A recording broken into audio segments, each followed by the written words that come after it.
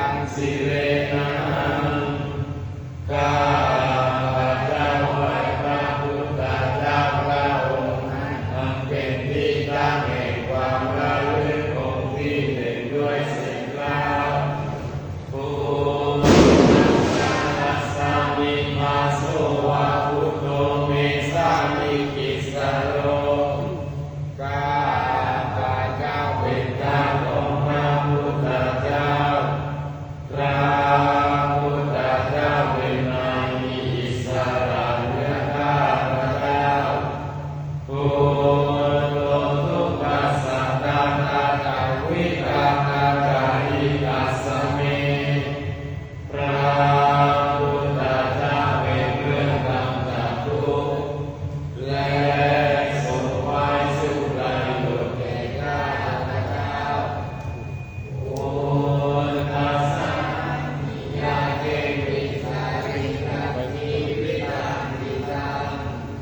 ข้า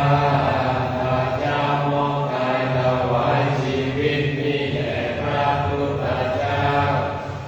วันตันตุหังจาริสามิพุทธเสวาสุโขทิตังข้าพเจ้าผู้ไว้อยู่จากพระพฤติกรรมซึ่งความตรัสรู้ดีของพระพุทธเจ้านา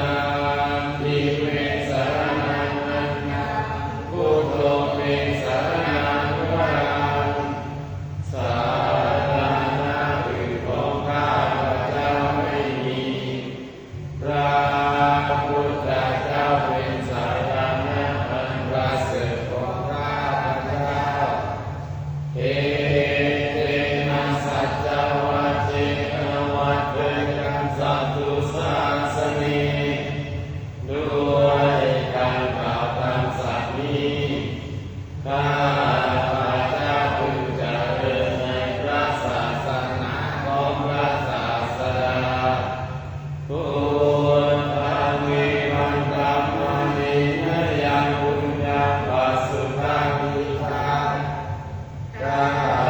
พเจ้าผู้ไว้อยู่ซึ่งพระพุทธเจ้าได้ควรไว้บุญใดในบัดนี้สาเวทิอันตรายามิมาเยสุตัสสะเตจัสสะอันตรายทั้งปวงอย่าได้มีแก่ข้าพเจ้าด้วยเหตุแห่งบุญนั้น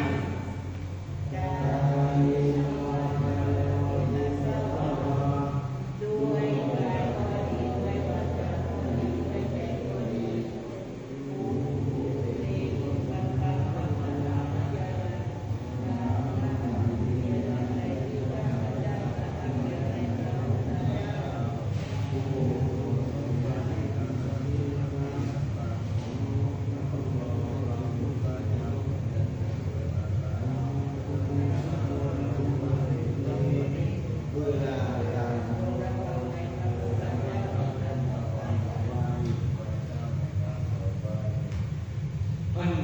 ธรรมยังธรรมานุสติยังกโรมาเส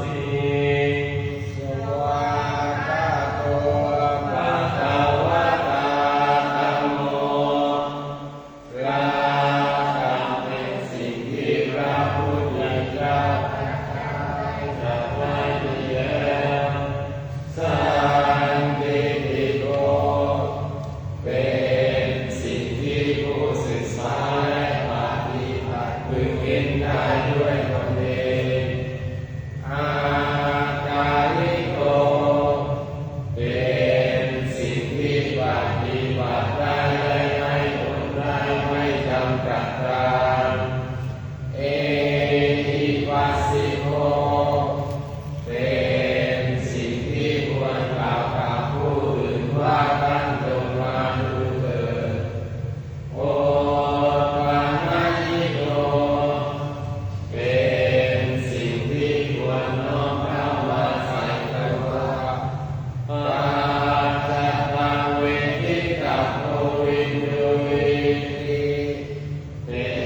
นสิ่งที่ผู้รู้พอรู้ได้เฉพาะตนดังนี้อันธรรมยังธรรมาทินิงกโรมาเส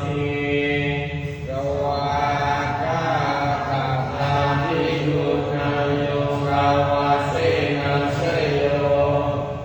พระ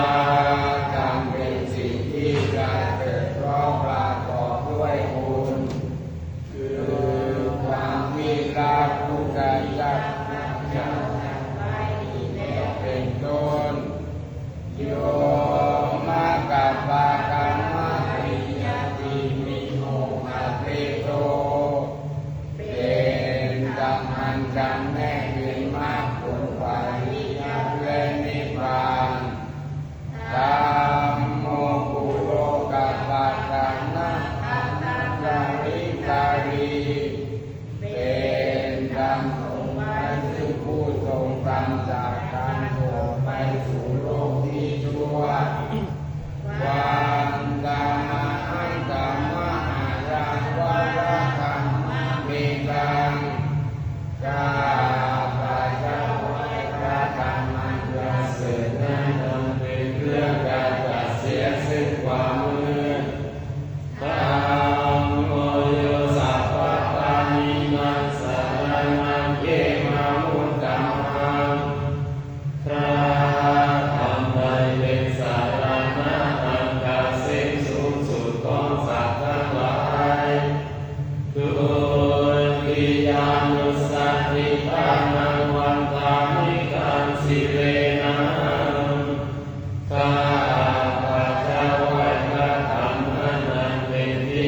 แห่งความระลึกองค์ที่สองด้วยเสียงกล่าว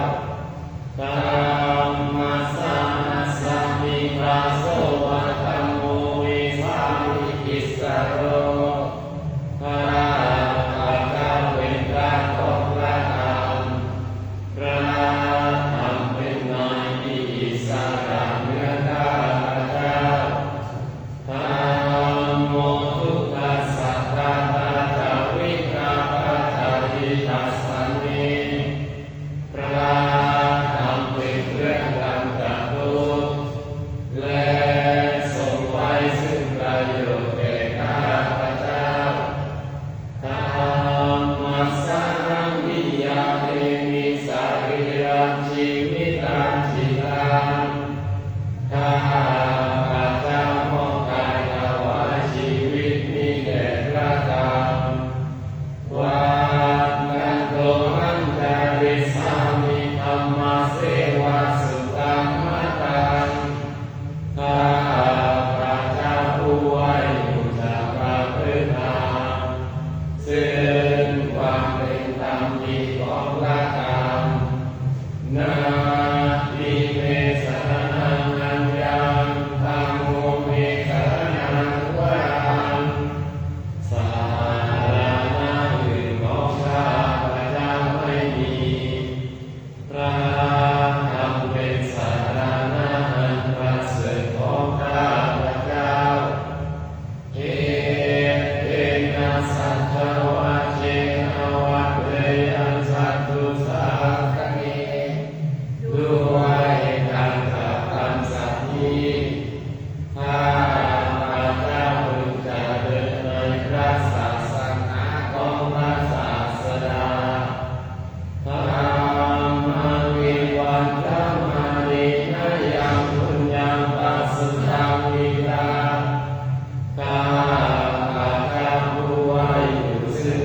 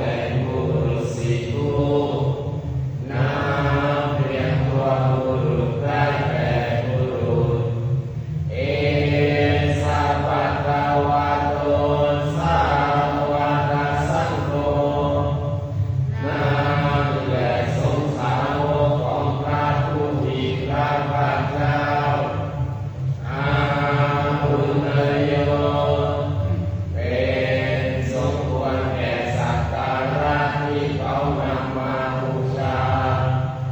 พาหุนโยเป็นสมควรแก่สักการะที่ต้องตั้งไว้ก่อนแล้วทักขินโยเป็นผู้ควรรับพระสิกขาทานอัญชลีกัลยาณิโยเป็นผู้ที่บุคคลทั่วไปควรทำอัญชลีอานุตตรังบุญญาเกตังโลกัสสาติเป็นเงื่อนนาบุญของโลกไม่มีนาบุญอื่นยิ่งกว่าดังนี้อันตรยังสังฆาทิวิงกโรตัสเสสัทธัมมัจโตโสปฏิปัตติทุนาปิยุโตพระสงฆ์ที่เกิดโดยพระสัทธรรมประกอบด้วยคุณมีความปฏิบัติดีเป็นต้นโยตัปปิโกอริยปุคคลสังฆเสโสเป็นผู้แห่งพระอริยบุคคลอันประเสริฐแต่จำพวกศีลาติธรรมะภาวนาสัจจกายจิตโตมีกายและจิตอันอาศัยธรรมมีศีลเป็นต้นนำก่อนความธรรมะอันธรรมะริยานธรรมังสุสุขังข้าพระเจ้าให้หมู่แห่งพระอริยเจ้าเหล่านั้นอันบริสุทธิ์ด้วยดีสัพโพโยสัพพปานินังสารนังเขมามุตตมังพระสงฆ์ผู้ใดเป็นสารณะอันเกษมสูงสุดของสัตว์ทั้งหลายตติยานุสติทานังวันตามิตังสิเรนังข้าพระเจ้าให้พระสงฆ์หมู่นั้นเป็นที่ตั้งแห่งความระลึกองค์ที่สามด้วยเสียงกล่าวสังฆสัมมาสัมมิคาโสวะสังโฆเมสามิกิสโรข้าพระเจ้าเป็นทาสของพระสงฆ์พระสงฆ์เป็นนายมีอิสระเหนือข้าพระเจ้า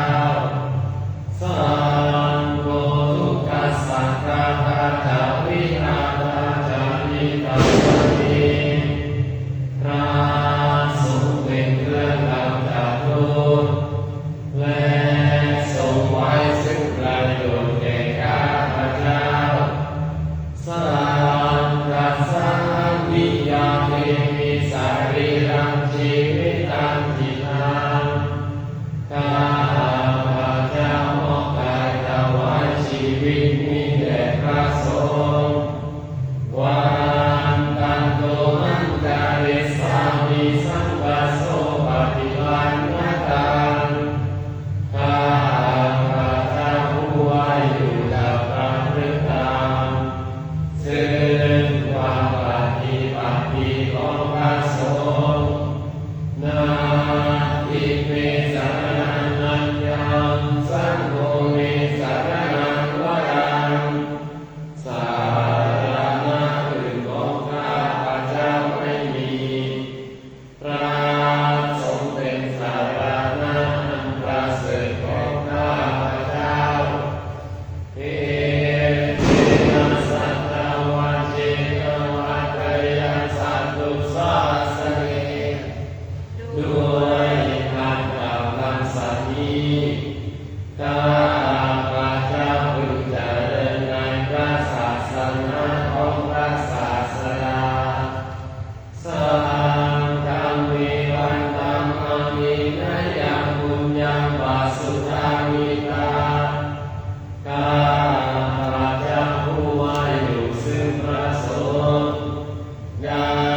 ควรไว้บุญใดในบัดนี้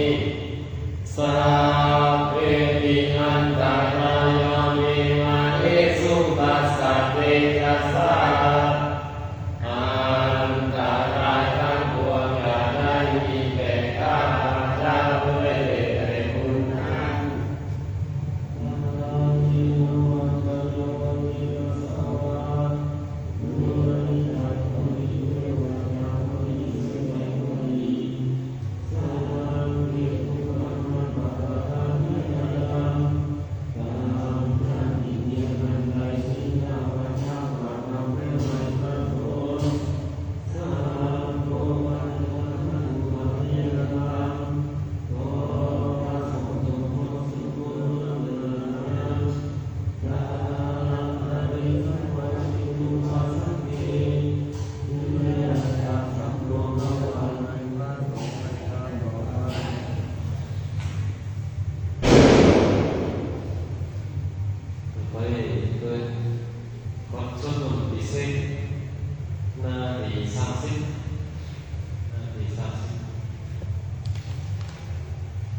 สารณะ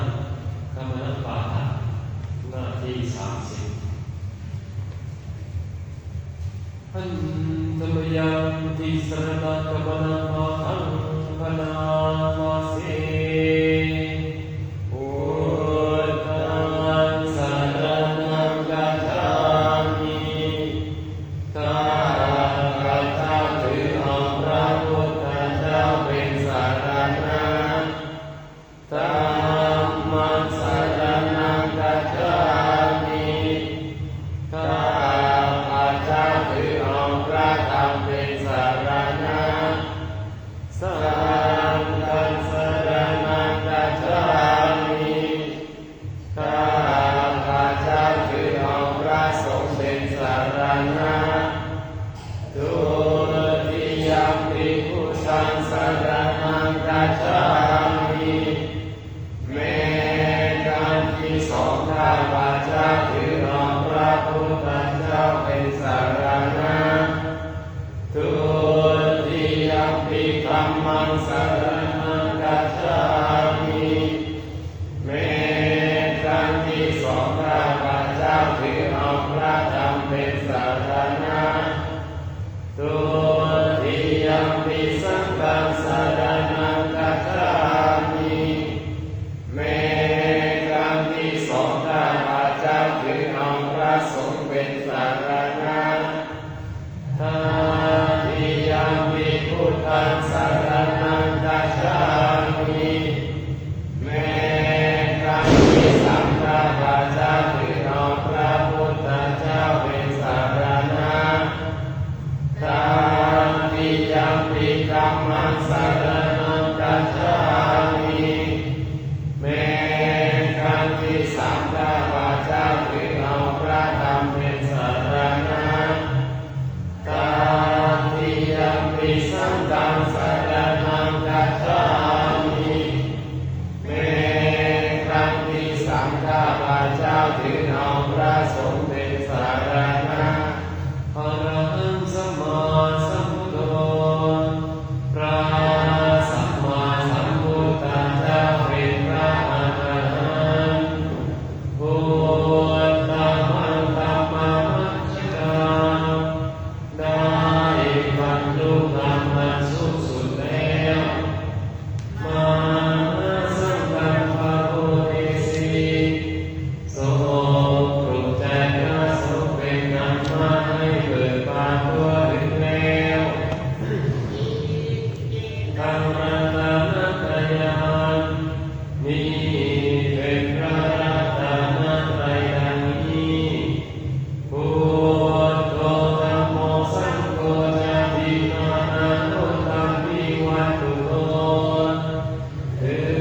งจะต่างกันโดยเรื่องว่าพระพุทธพระธรรมพระสงฆ์ก็จริงแลอัญญมัญญวิโยกาวะเวทิภูต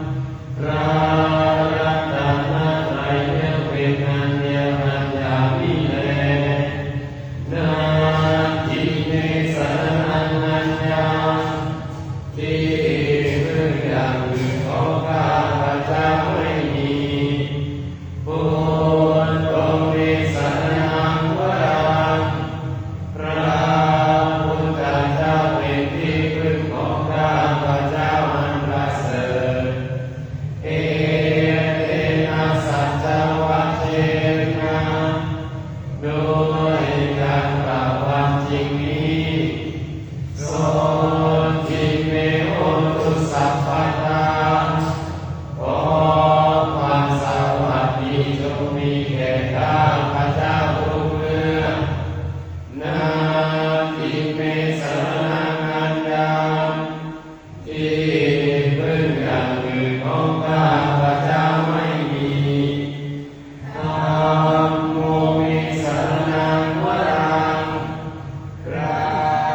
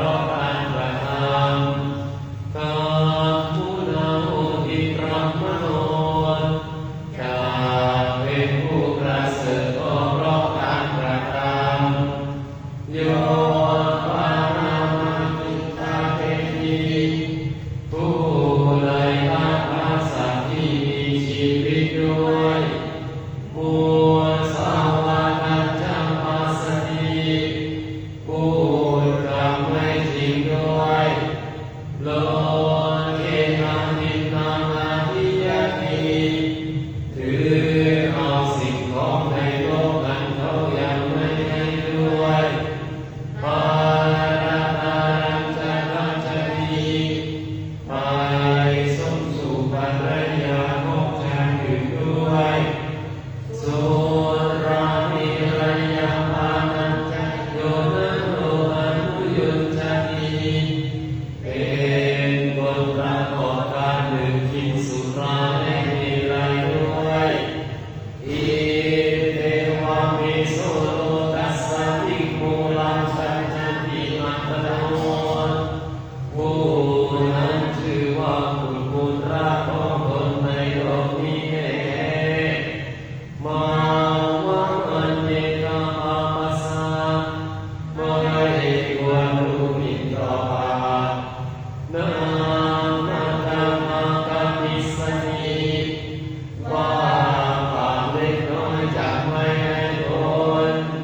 ผลถ้าเป็นรูปที่มาเป็นนักอุทาอุโภมิปารตีแม้หม้อน้ำยังเป็นด้วยน้ำที่รวบรวมที่ได้ได้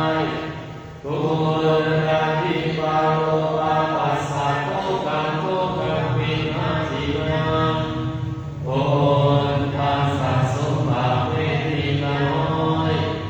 ยอมเด็กด้วยบาปด้วยเหมือนกันอาตานันเจปิยาจัญญาถ้ารู้สึกได้ว่าตนเป็นที่รักของตนใสรักเพื่อยังนางสุรักิตังเพื่อรักษาตนนั้นให้เป็นอันรักษาดีแล้วพินามัญญาตรังยามังปฏิชัตยามัญญิโนเพื่อเป็นบัณฑิตประทับปราชญ์ของตนในวัยทั้งสามวัยใดวัยหนึ่งจงได้อาตัณหาวัฏฏะธรรมภาลังที่ดำรงแล้วด้วยตนเองอาตัณหาสันติวิสัยจะสมองด้วยตนอาตัณหาหัตถะธรรมภาลังบาปที่ไม่ได้ทำแล้วด้วยตนเองอาตัณหาวามิสุจจติยอมบริสุทธิ์จนด้วยตนเองส่วนอินาสุติปัจจตังอันว่าบริสุทธิ์และไม่บริสุทธิ์เฉพาะตนนันโยอัญญวิโสทะเยคนหนึ่งจะทำอีกคนหนึ่งให้บริสุทธิ์ไม่ได้ปาติรูปการิตุระวาอุทธาวิตเตหนังโวมีกิตุระกาใจอุตสาหะมันตังการให้สมควรยอมประมวลสักมาได้สัมเทนะกิติปะโพธิคนจะได้ชื่อเสียงหล่อเพราะความจริงตาตาวิตาวิคันตานีผู้รู้จักแบ่งปันให้ยอมสมานไมตรีต่อกันไว้ได้ยาเสเทจัตุโรธรรมาสัทธัสสะพระเวสสิโนโอ้มีศรัทธาเป็นผู้รองเรือนมีกรรมทั้งสี่ประการนี้สัจจังปะโตทิฏฐิชาโตคือความจริงเกินปา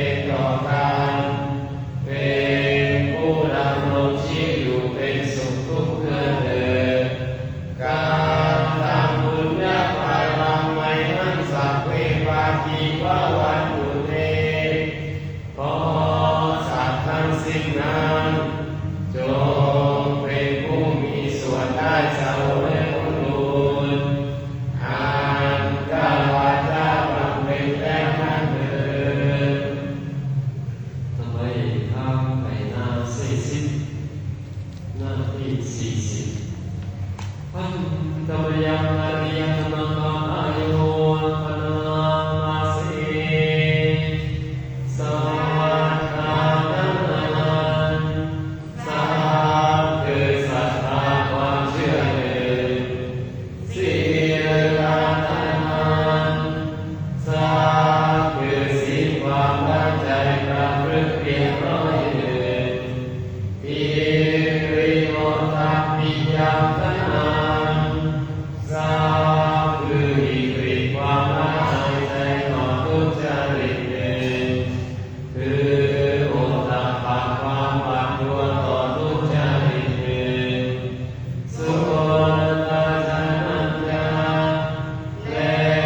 สัพคือการฟังการศึกษาหนึ่งจาโตจาและสัพคือการบริจาคหนึ่งปัญญาวิสัชสมังคนังและสัพคือปัญญาความรู้ทั่วถึงเป็นที่จริงยาสัพพิตาปนาติผู้ใดมีอริยสัจจิตตตานิอิทิยาปุริสัสสาวะเป็นสตรีก็ได้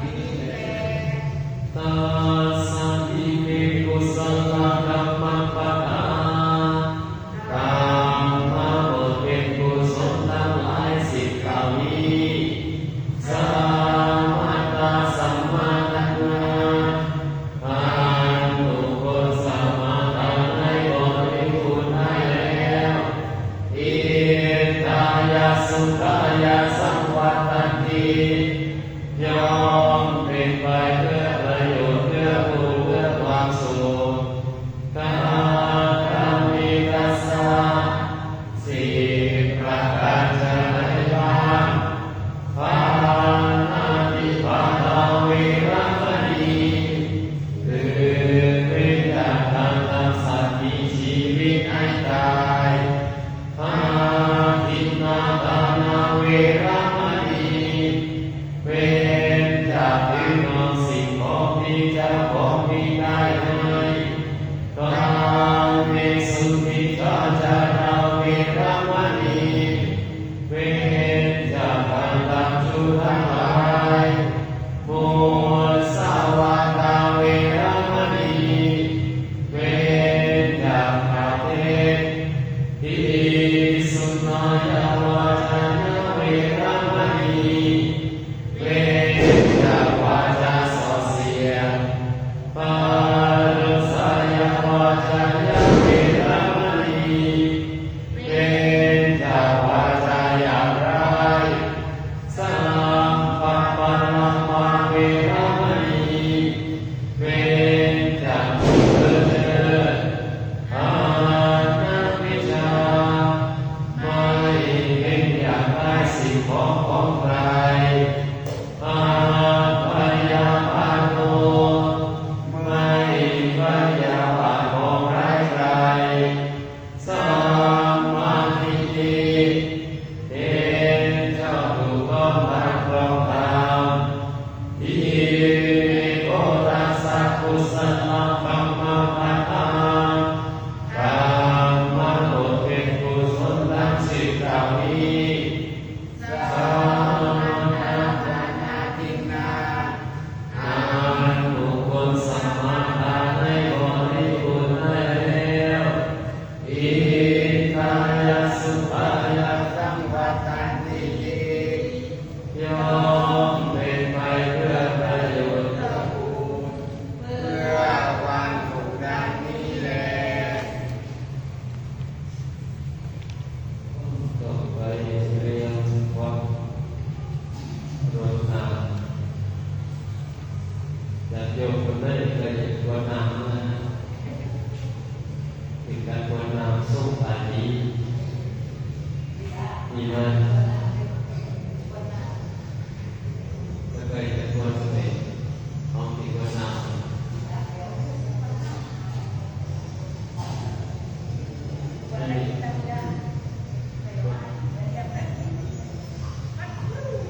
คือการในปากเส้นไงโยมไปยินดีรดน้ำในปากเส้น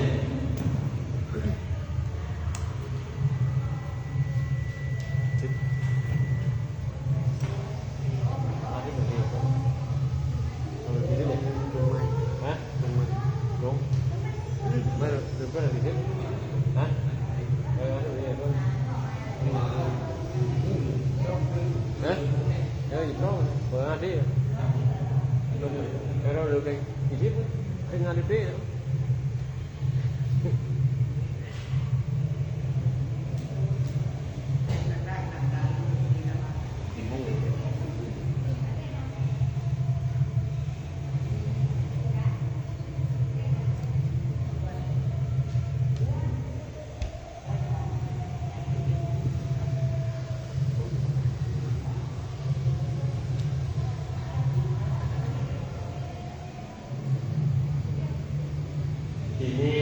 ไม่ได้ทำสลับของบ้านเดียวเพราะว่าคนตาเตรียมของบ้านในตอนเช้าเป็นมาตอนเช้าได้ของบ้านเตรียมไว้ไหนพรุ่งนี้9 โมงเราของบ้านที่9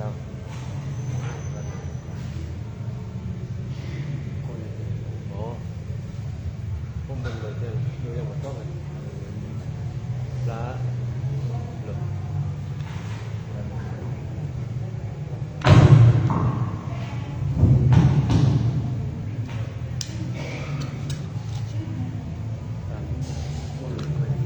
ตรวจมันไป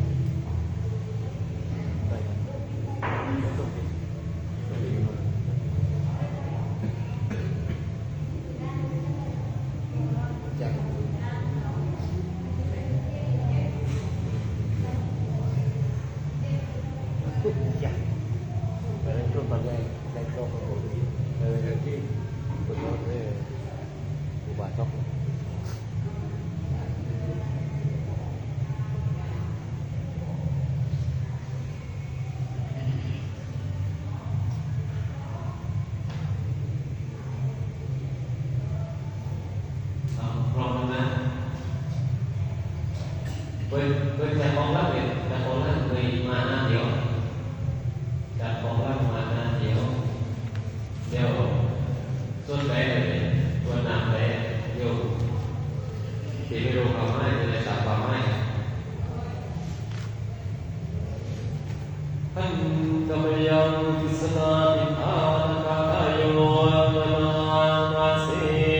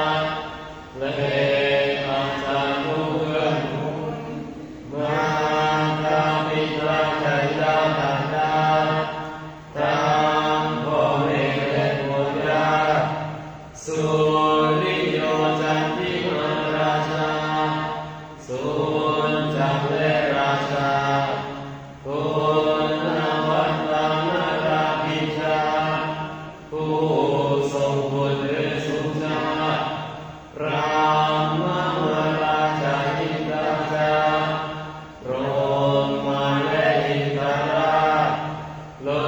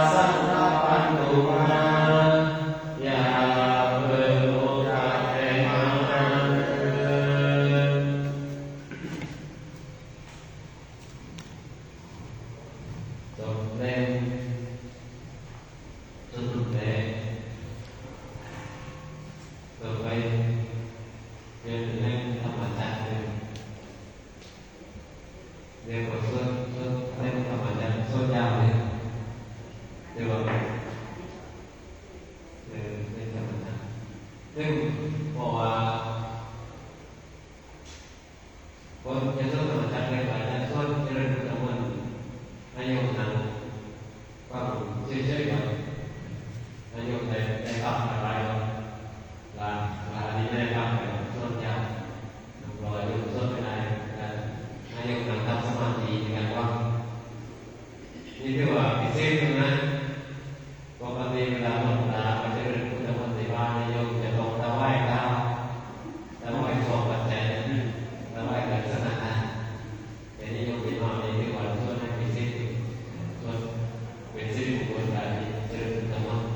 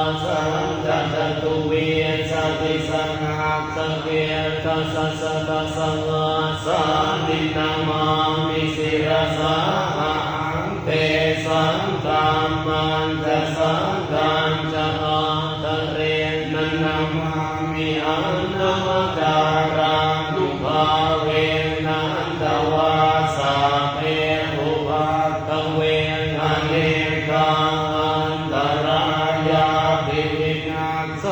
ตุ ตุอาเสสโตสัมโพเทนะโวตระสัตเตอาตจ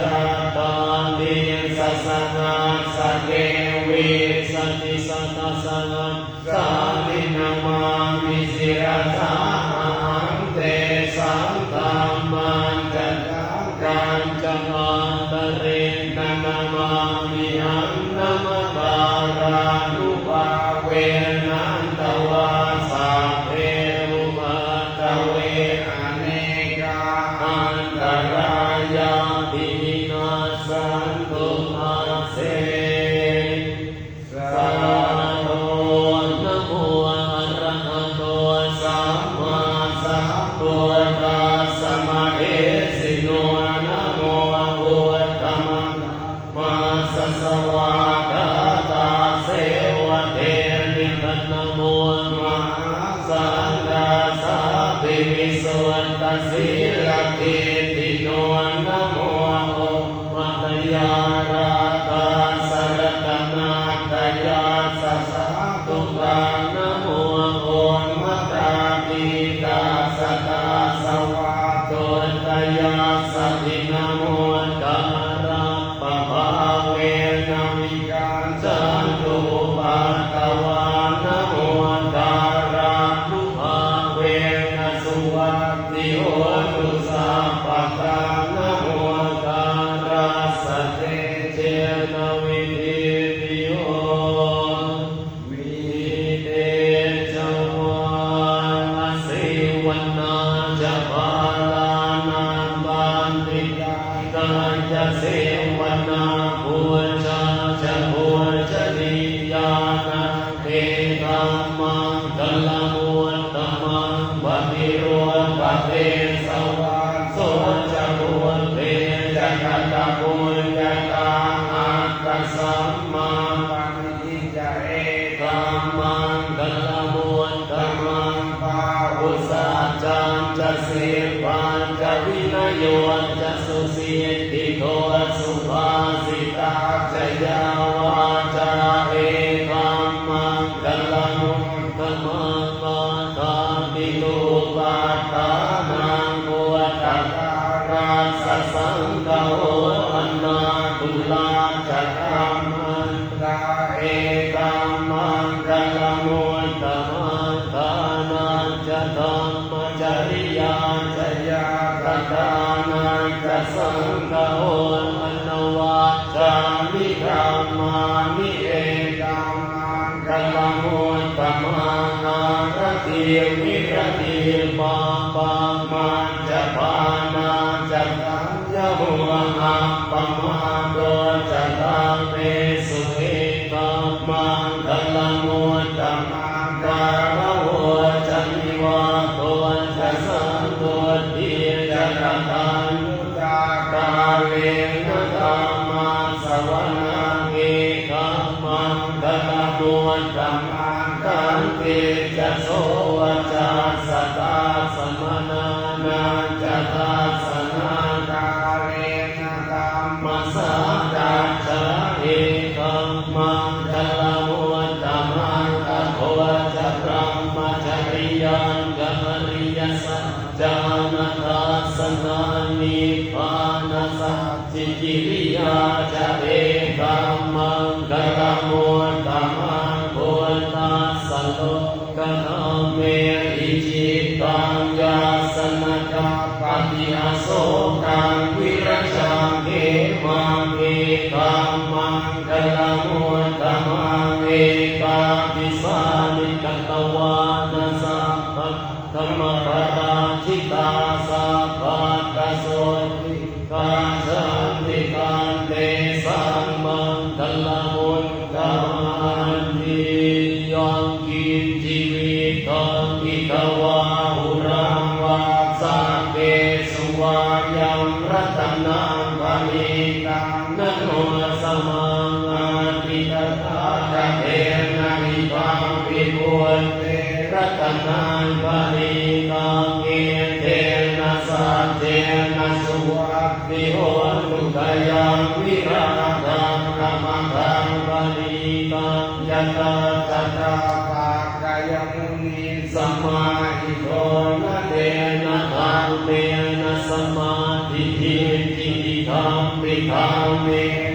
นังปณิตังเอเต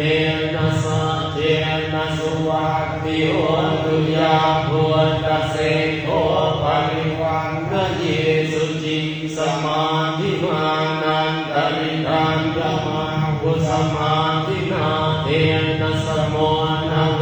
จติกัมปิกัมเมรัตนังปณิตังเอเตนะกัจเจนะสุวัตติโหตุเยปุตตลังอันตสตังปัสสัทธาจัตตาริเอกานิยุทธานิโอติเตกาปิเนยาสุขตาตัสสาวตาเอเตสุขินานิมหาปาลานิอิตังวิสังเกรัตนังปณิตังเอเตนะสัจเจนะสุวัตติโหตุเยสุปโยตามนัสสะตาเทนะเนกามิโนโกธัมมสสสนามิเตปาติปัตตาอมตังปิไทนะลัตตังมุตาเมตุติปุจจมานาหิตังปิสังเกรัตนังปณิตังเกเตนะกัจเจนะสุวัตติโหตุจีนังปุรานังนวานันติสัมภวังวิราชจิตตังยติเยภวัสมิงเตตินวิชามิรุณติฉันตามิปันติหิรายทายังปฏิโมทิกัมปิสังเกรัตนังปณิตังเอเตนะสัจเจนะสุวัตติโหตุมิตัญจสัพพโลกัสสมิมานะสัมภาวะเยนะปริมาณังโกตังนะจันติริยัญจนะสัมปาทังอเวรังอสมาปิตัญจรังวิสิโนวาสยามโนวายาวตาสวิกตามิโตเอตังสตินันติเตยะพรหมเมตังวิหารังวิตมาอุติติจะอนุปธัมมสีลวาตาสันนะสัมปันโนธรรมเมสุวินัยยะเตตังนะอิชาตุระปัสสยาโภนะเรติติยมปมาโนพุทโธอัปปมาโนธัมโมอัปปมาโนสังโฆอัปปมาณวันตานิสิริสภามิไอวิจิตาสัตตปะเทโหนานาเปตระโภมุสิกาตถาเมรัตถาตถาเมภริตาปฏิกมันตุโพตานิโสมันนะโมภะคะวะโตนะโมสัตตานังสัมมาสัมพุทธานังนะเปตยัญจะภูมาเอกราชาหะเรสวัตโนปัตตเวปปาโสตังตังนะมาสามิหะเรสวัตนังปัตตเวปปาสันตยัจจตุตาวิหะเรมุรัตติเยบรัมมนาเวตตุสัพพะธรรมเมเตนะโมเตจะมังบาลยันตุนะมะตุโพธานังนะมะตุโพธิญาณนะโมวิมุตตานังนะโมวิมุตติญาณิมังโสภะเรตังกัตตวะโมโรวาสมตะปะเยติวัตติโลเกสิลกุโนสัจจังโสเชยโนตยาเตนะสัจเจนะกามิสัจจกิริยมนุตตรังอาวาจิตวาตัมมะพลังสริตวังบุญปะเกทิเนสัจจพลัมวาสายสัจจกิริยมกาสังสันติปาตาปาตนาสันติปาตา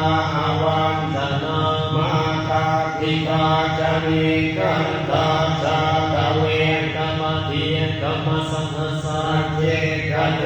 มัยหังมหาปาจเร สานิอุตตังปัตตวายตาสิทิสัจเจนะเมสมุนาติเมสามิสัจจาระเมจิยันตุติมิตังอวมังคลังจโยจามนาโวสกุณาสสะโตปาปะกะโหโตสุวินังอกันตังพุทธานุภาเวนะวินาสเมตุยันตุนิมิตังอวมังคลังจโยจามนาโวสกุณาสสะโตปาปะกะโหโตสุวินังอกันตังธัมมานุภาเวนะวินาสเมตุยันตุนิมิตังอวมังคลังจโยจามนาโวสกุณาสสะโตปาปะกะโหโตสุวินังอกันตังสังฆานุภาเวนะวินาสเมตุทุกขปัตตาจะเนทุกขาปยัมปัตตาจะเนปยาโสกปัตตาจะนิโสกโหตุสัพเพปิปานิโนเอกาวตาจาเมติสัมปะทังมุญญสัมปะทังสัพเพเทวานุโมทันตุสัพพะสัมปะติสิทธิยาตานังตันตุสัทธายาสีลังรักันตุสัพพะตาภาวนามิรตาโหตุกังขันตุเทวตาตัตตาสัพเพพุทธาปะปัตตาปัจเจกานันจยังพลังอรหันตานันจะเตเจนะรักขังปัตตามิสัพพะโสระภารสมิพระพุทธกุตังบุรพารสมิพระธัมเมตังบุรพารสมิพระสังฆานังทุกขโรธปยามวิวัจจะเยสัพพทุกข์สัพพโสสัพพโรคสัพพภัยสัพพเคราะห์สันติจันทรายวิวัจจะเยสัพพะทานังสัพพะลาภังภวันตุเตรักขันตุสุรักขันตุอัคคเนรสมิพระพุทธคุณังอัคคเนรสมิพระธัมเมตังอัคคเนรสมิพระสังฆานังทุกขโรธปยามวิวัจจะเยสัพพทุกข์สัพพโสสัพพโรคสัพพภัยสัพพเคราะห์สันติจันทรายวิวัจจะเยสัพพะทานังสัพพะลาภังภวันตุเตรักขันตุสุรักขันตุตัสสินพระสมิพระพุทธคุณังตัสสินพระสมิพระธัมเมตังตัสสินพระสมิพระสังฆานังทุกขโรธปยามวิวัจจะเยสัพพทุกข์สัพพโสสัพพโรคสัพพภัยสัพพเคราะห์สันติจันทรายวิวัจจะเยสัพพะทานังสัพพะลาภังภวันตุเตรักขันตุสุรักขันตุโอรดีรัสมิพระพุทธคุณังโอรดีรัสมิพระธัมเมตังโอรดีรัสมิพระสังฆานังทุกขโรธปยามวิวัจจะเยสัพพทุกข์สัพพโสสัพพโรคสัพพภัยสัพพเคราะห์สันติจันทรายวิวัจจะเยสัพพะทานังสัพพะลาภังภวันตุเตรักขันตุสุรักขันตุปัจฉิมพระสมิพระพุทธคุณังปัจฉิมพระสมิพระธัมเมตังปัจฉิมพระสมิพระสังฆานังทุกขโรธปยามวิวัจจะเยสัพพทุกข์สัพพโสสัพพโรคสัพพภัยสัพพเคราะห์สันติจันทรายวิวัจจะเยสัพพะทานังสัพพะลาภังภวันตุเตรักขันตุ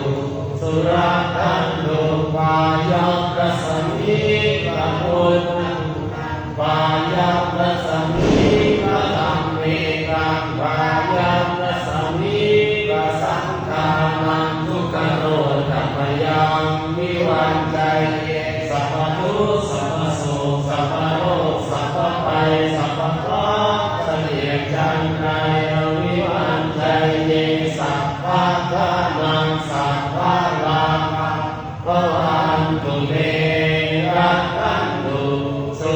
คันตุอุดรกัสสมิ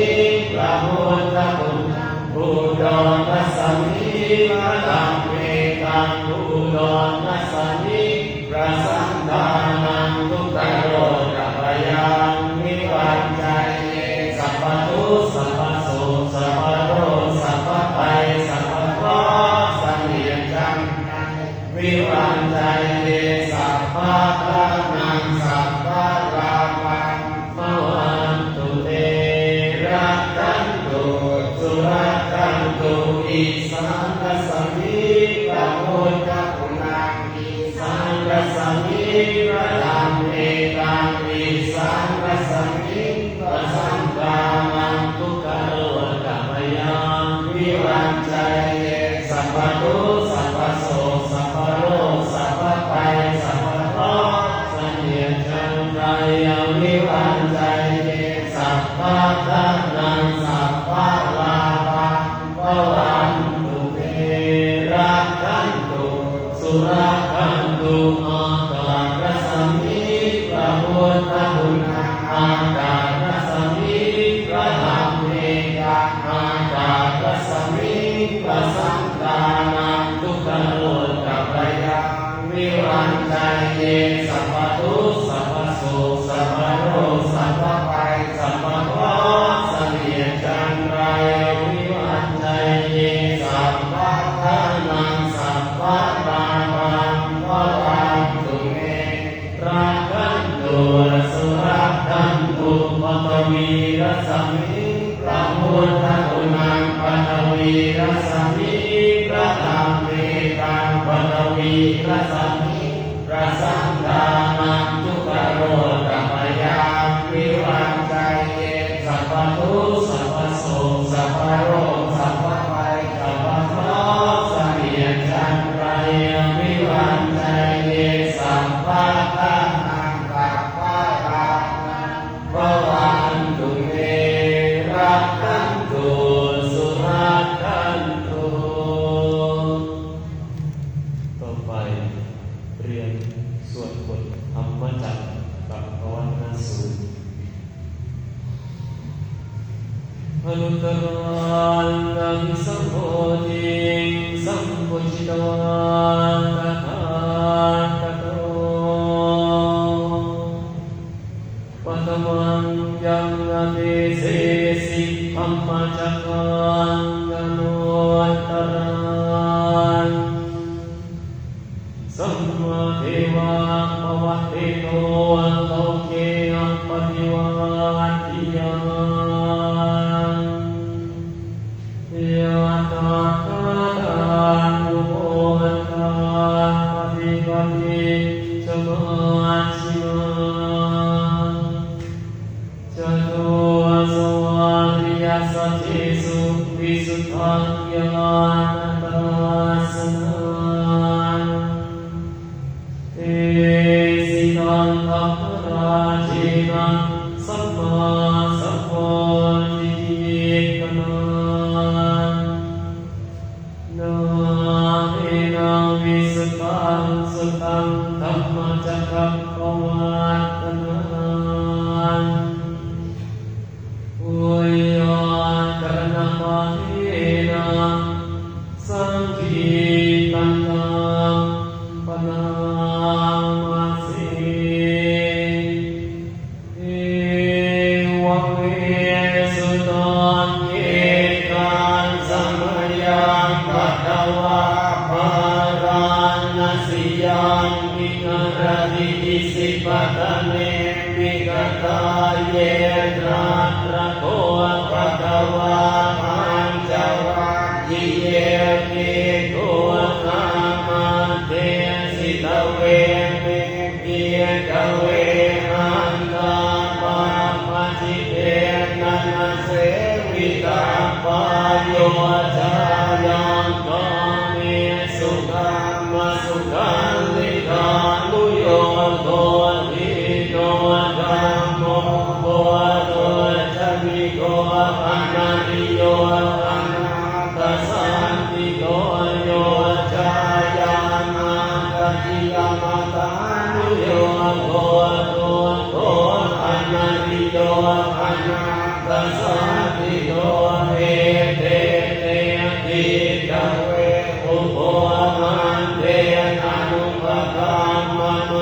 จิมังปฏิปทาตถาคเตนะอภิสัมพุทธาจักขุกรณียานกรณีอุปสัมมายังอภิญญายสัมโพธายะนิพพานัญญสังวาตติกัตถมาจะสัพพิกเวมัจฉิมาปฏิปทาตถาคเตนะอภิสัมพุทธาจักขุกรณียานกรณีอุปสัมมายังอภิญญายสัมโพธายะนิพพานัญญสังวาตติอัยเมวะอริโยอาคันติโกมาโกสยทิตังสัมมาทิฏฐิสัมมาสังกัปโปสัมมาวาจาสัมมากัมมันโตสัมมาอาชีวะสัมมาวายามะสัมมาสติสัมมาสมาธิอายังโกสัมภิกเวมัจฉิมาปฏิปทาตถาคเตนะอภิสัมพุทธาจักขุกรณียานกรณีอุปสัมมายังอภิญญายสัมโพธายะนิพพานัญญสังวาตติตังโคตนะภิกขทุกขังอริยสัจจังชาติทุกขังชรามิทุกขังมรณะมิทุกขังโสตปริเทวทุกขโทมนัสสุภายาสัพพิทุกขังอภิเยหิสัมปโยโททุกโขภิเยหิวิปโยโททุกโขยังภิจังนะระปฏิปังมิทุกขังสังฆเทนะปัญจุปาทานาขันธาทุกขาอิตังโภปนะภิกขเวทุกขสมุทัยโยอริยสัจจังญายังตังอาโพโนภวิตานันทิราชสังฆังราราภิกังคินิสยติกังปามตานังภวตานังวิภวตานังอิทังโกภนะภิกขเวตุกขิโนโตอริยสัจจังโยตัสสะเยวตานังยมัสเสสวิราควิโรโตจาโกปนินิสัพโพมุลติอันนังละโยติตังโกปนะภิกขเวตุกขิโรตกามินีปฏิปทาอริยสัจจังอายเมวะอริโยอาคันติโกมาโตสยทิตังสัมมาทิฏฐิสัมมาสังกัปโปสัมมาวาจาสัมมากัมมันโตสัมมาอาชีวะสัมมาวายามะสัมมาสติสัมมาสมาธิตังโตตังอริยสัจเมหิขเวปุเทนะนะโนสุเทสุจังเมสุจังปุพุทธภาทิยานังพุทธภาทิปัญญาพุทธภาทิวิชาพุทธภาทิอาโลโกพุทธภาทิมังคังโกปฏิปันโนตังอริยสัจจังปริญญายังทิเมภิกขเวปุเทนะนะโนสุเทสุทังเมสุจักขุพุทธภาทิยานังพุทธภาทิปัญญาพุทธภาทิวิชาพุทธภาทิอาโลโกพุทธภาทิตังโกปนิตังโตตังอริยสัจจังปริญญาตังวิเวภิกขเวปุเทนะนะโนสุเทสุทังเมสุจักขุพุทธภาทิยานังพุทธภาทิปัญญาพุทธภาทิวิชาพุทธภา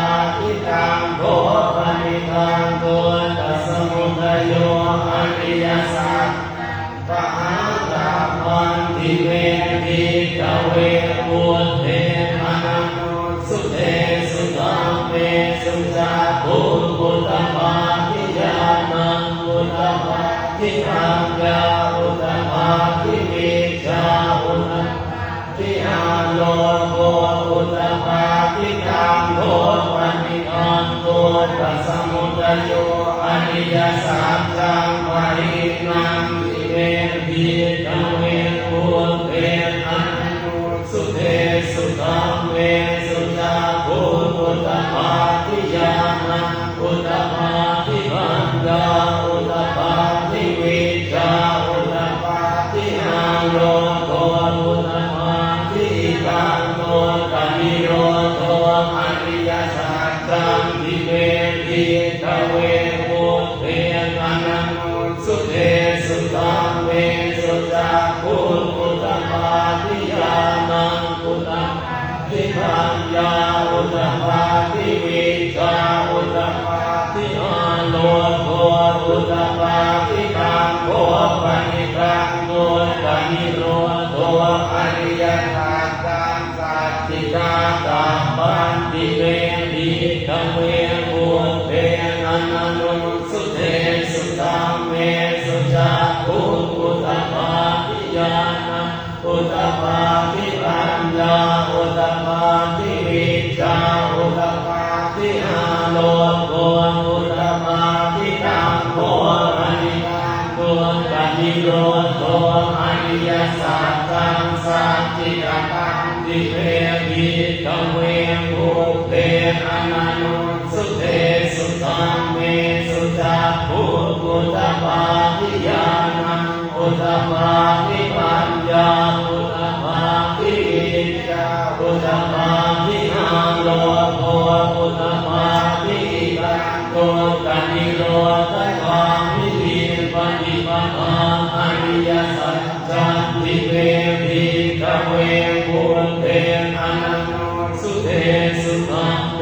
สุจาภูอุตปาทิยานังอุตปาทิปัญญาอุตปาทิวิชาอุตปาทิอาโลโกอุตปาทิกังโกปนิกังโกกามิโรตถามิทิปฏิปทาอริยสัจจังปาเวกัมปันติเวทิกเวภูเวอันนุสุเทสุตังเวสุจาภูอุตปาทิยานังอุตปาทิปัญญาอุตปาทิวิชาอุตปาทิอาโลโกอุตปาทิกังโกปนิกังโกกามิโรตถามิทิปฏิปทาอริยสัจจังปาวิอันติเวทิกเวภูเวอันนุสุเทสุตังเวสุจาภูอุตปาทิยานังอุตปาทิปัญญาอุตปาทิวิชาอุตปาทิอาโลโกอุตปาทิยามทิวังจเวทิกเวทิเมสุจตุสุอริยสัพเพสุเอวังทิปริวัตังตวาตสังการังยะถาภูตังญาณตัสสนังนสุวิสุตังอโหสิเทวตาวาหังกิกเวสเทวเทโลเทสมาระเทสกรรมเทสสมณกรรมนิยาปัจจายสเทวมนุสายานุตตรังสัมมาสัม có đi cả chèm chia cùng ai với tập quần các มิสัมโพโตปัญจัญญาสิงห์โตจะโตวิวิกังเวทิเมสุจโตสุอริยสัจเตสุปริวากังตวาตสังการังยะถาภูตังญาณทัสสนังสุวิสุตังอโหสิอาทานกิกเวสเทวะเทโลเทสมาระเทสมามณิสัสสมณกรรมนิยาปัจจายสเทวะมนุสายานุตตรังสัมมาสัมโพธิงามิพุทโธปัญจัญญาสิญาณัญจปนุเนนาสนังพุทธภานิอนุภาเนวิโหติอายมันติจานินา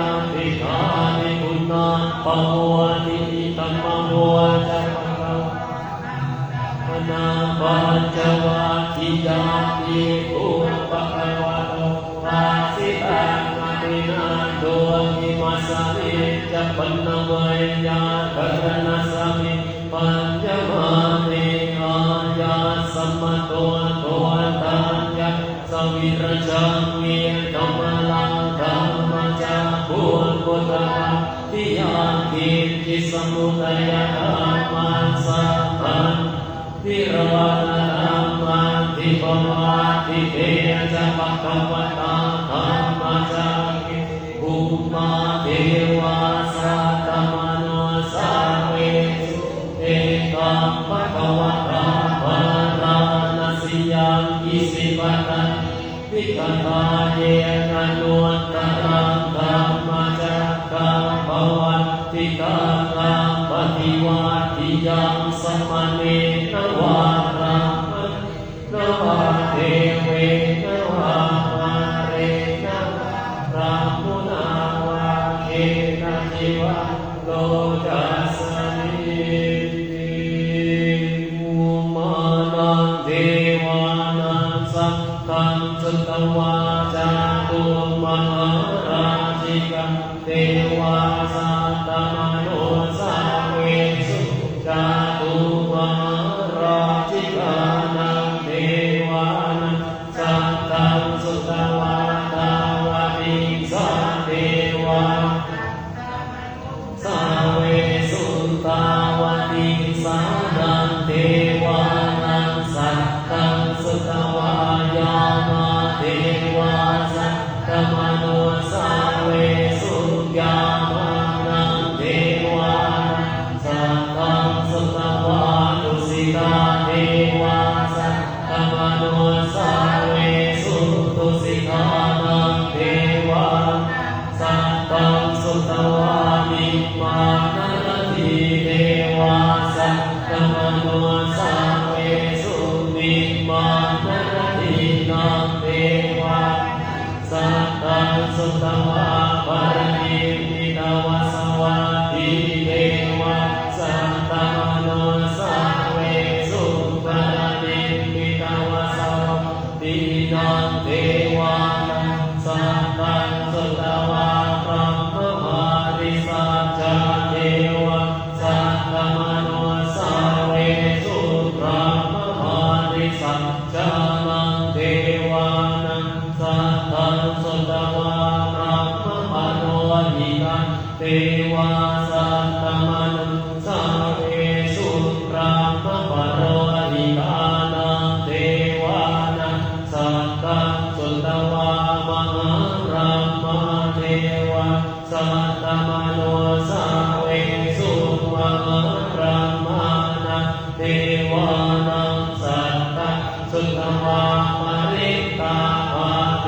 วาสัตตมโนสาเวสุวริตาภานังสัตตังสุตวานังปมานามาเทวาสัตตมโนสาเว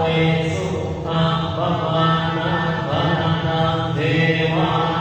สัตตังสุตวาอัปปาสาเทสัตตมโนสาเวสุอัปปาสาเทวานังสัตตังสุตวามริตสุภาเทวาสัตตมโน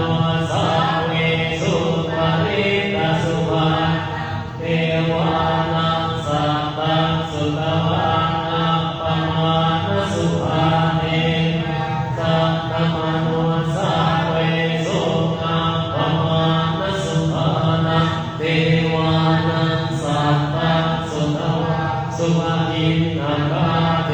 วาสัตตมโนสาเวสุสุภกินนาคาเทวานังสัตตังสุตวาเวหังปัลลาเทวาสัตตมโนสาเวสุเวหังปัลลานังเท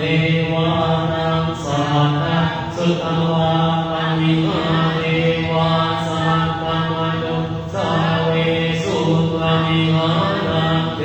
วานังสัตตังสุตวานาคาเท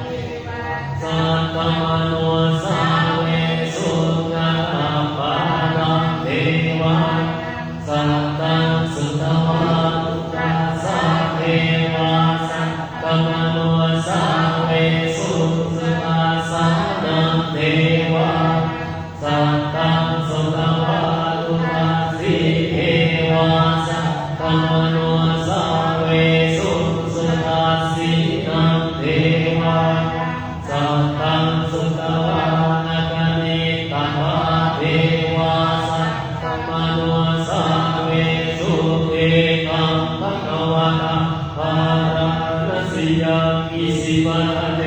มิกตานิอนุนราคัง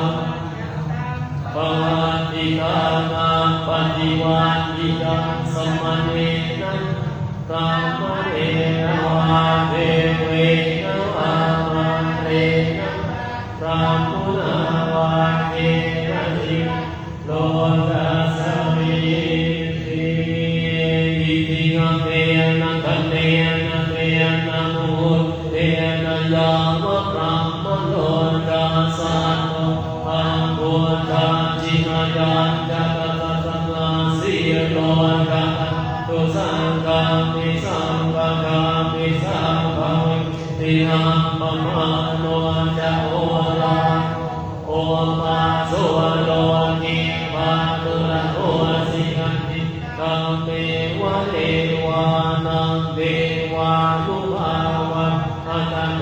ปัตวาอุทานังอุทาเนสิกันยาสิวัตโอโกตันตัญญาสิวัตโอโกตันโยนิติกิตังอาญาสมโนโกยาสัญญาโกตันทวีชนะอาโหสิติ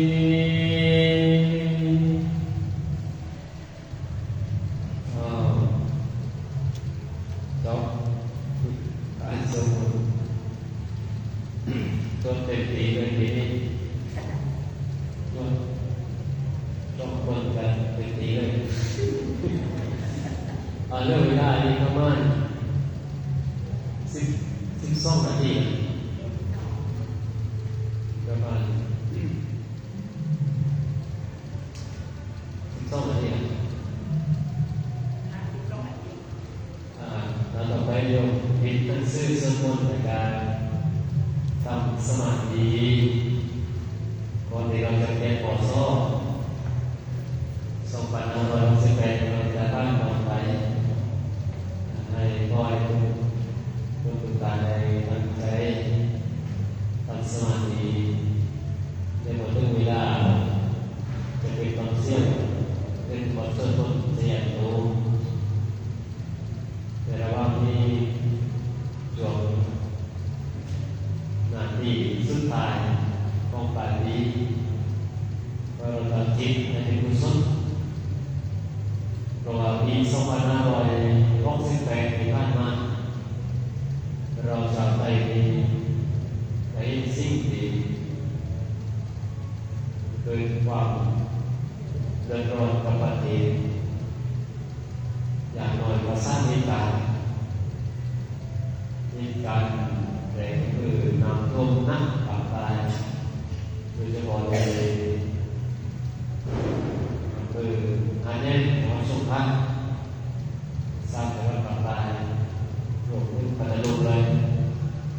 จะมีผู้คนเสียชีวิตจำนวนและกา